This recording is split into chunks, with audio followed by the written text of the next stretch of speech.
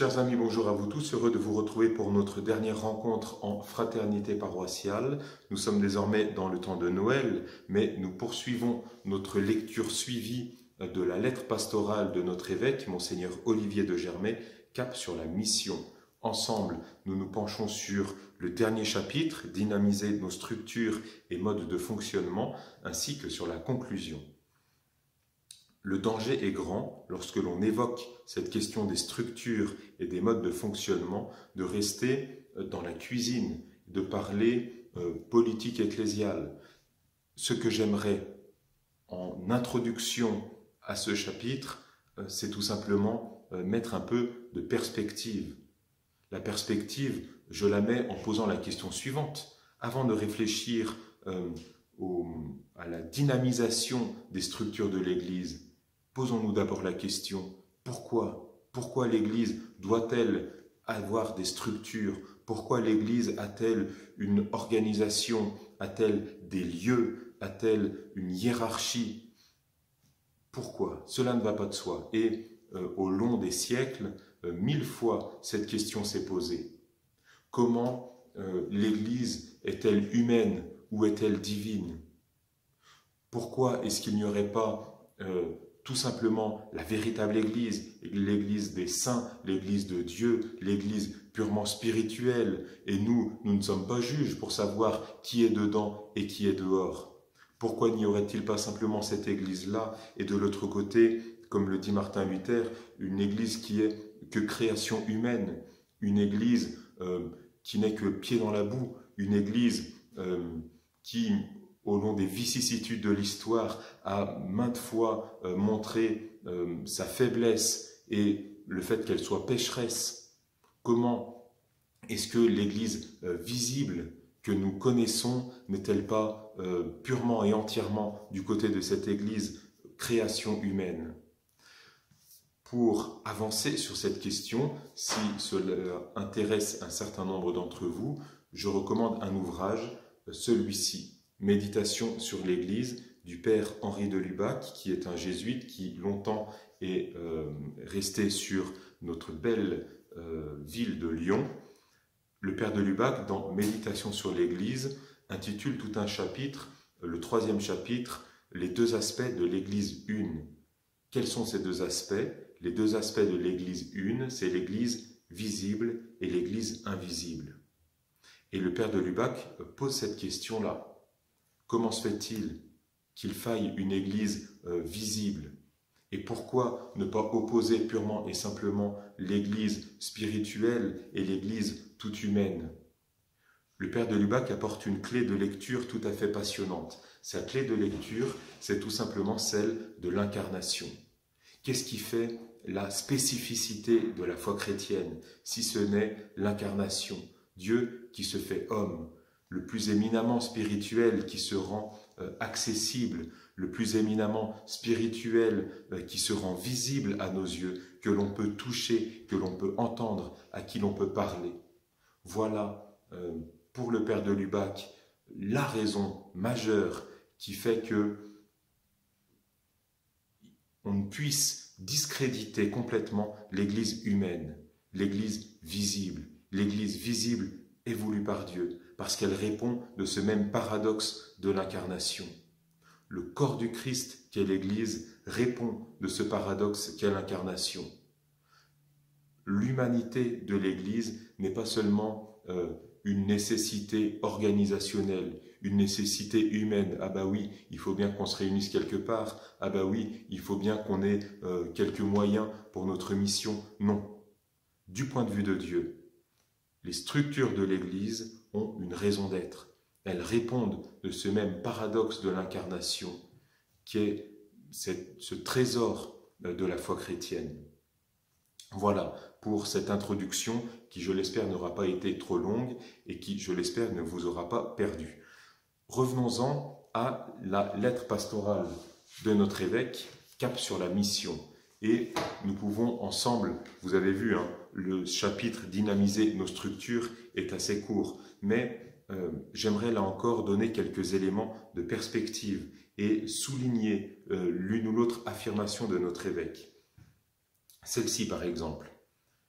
lorsque l'on évoque la dynamisation des structures, il ne s'agit pas de changer pour le plaisir de changer, mais, dit Monseigneur de Germay, pour que nos modes de fonctionnement soient toujours finalisés par la mission.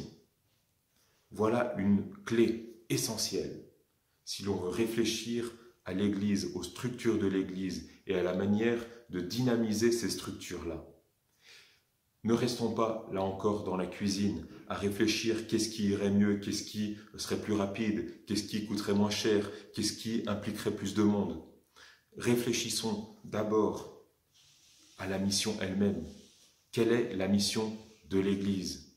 Est-ce que nos structures se positionnent dans cette mission-là, dans cette perspective-là? Et la mission de l'Église, elle est toute simple. Elle est de donner Dieu au monde. Elle est d'annoncer l'Évangile, d'être un signe et un moyen de la présence de Dieu dans le monde. Est-ce que nos structures, est-ce que nos services, les tâches que nous accomplissons, les plus humbles comme les plus visibles, se placent bien dans cette perspective-là de la mission de l'Église? Autre élément important évoqué par notre évêque, il faut également veiller à ce que celui qui reçoit une mission puisse percevoir en quoi elle est importante et s'inscrit dans la mission plus large de l'Église. En quoi ce que nous faisons, de plus modeste comme de plus visible, s'inscrit dans la mission plus large de l'Église. Est-ce que j'ai conscience de cela? Vous connaissez sans doute cette petite histoire que l'on raconte souvent, deux hommes en train de casser un caillou avec un marteau et un burin. Et on demande au premier, qu'est-ce que tu fais? Il répond, je casse un caillou. On demande au second, qu'est-ce que tu fais? Il répond, je construis une cathédrale. La dynamique, clairement, n'est pas la même. S'agissant de nos tâches dans l'Église, de nos structures dans l'Église, posons-nous la question de cette manière-là. Qu'est-ce que nous faisons? Quel est l'objectif définitif? Quel est l'objectif le plus élevé?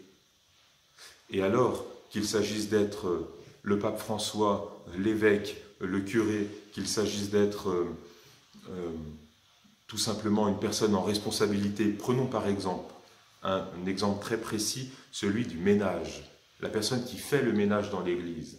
La personne qui fait le ménage dans l'Église a sans doute une des tâches les plus modestes, parce que le ménage, vous savez comment c'est, on réalise qu'il est fait précisément quand il n'est pas fait. Mais sinon, c'est un service complètement invisible. C'est peut-être un des services les plus humbles qu'il puisse y avoir dans l'Église. Et ce service-là, que ceux qui fassent le ménage se posent la question, il s'inscrit dans la mission plus large de l'Église. Ce service-là, il est finalisé par la mission la plus large de l'Église, par la mission définitive de l'Église. Quand je fais le ménage, j'annonce le Christ. Je participe à cette œuvre-là. Parce que je fais en sorte que le lieu soit accueillant, parce que je fais en sorte que ceux qui viennent puissent s'y reposer, être là dans de bonnes conditions et se tenir en présence de Dieu. Et par mon coup de balai, je favorise la rencontre et la présence de Dieu. Tout simplement. Ce que je vous propose dans vos temps de fraternité paroissiale, c'est de réfléchir à cette question et peut-être de partager tout simplement là autour. Comment est-ce que ce que vous faites les uns les autres participe à la mission plus large de l'Église? Et même la personne qui n'a pas de tâche, de fonction, de responsabilité dans l'Église, mais qui reste chez elle et qui prie, peut se poser tout autant cette même question. Comment ce que je fais, ma place dans l'Église, est une mission qui participe à la mission ultime de l'Église? Pour le reste, ce que je vous propose, c'est de prendre un temps de prière, un temps d'action de grâce. Pourquoi pas autour de la prière de conclusion que nous propose notre évêque, Monseigneur de Germay. Seigneur Jésus, toi qui nous as révélé l'insondable mystère de l'amour du Père, notre destinée éternelle, toi qui as donné ta vie pour nous sauver et faire de nous des enfants d'adoption, toi qui es à l'origine, au terme de notre foi, nous te bénissons, nous te supplions.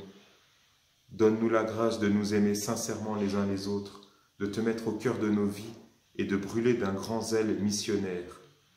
Apprends-nous à nous laisser guider par l'Esprit Saint, à aimer ce monde comme tu l'aimes et à y vivre les béatitudes. Voilà mes amis, je vous souhaite une belle rencontre en fraternité. N'oubliez pas de rendre grâce au Seigneur pour ce que vous avez vécu au long de ces jours et de ces semaines. N'oubliez pas de rendre grâce au Seigneur pour ce multiple don qu'il nous fait, le don de la communion, le don de la mission. Belle rencontre à vous et à très bientôt.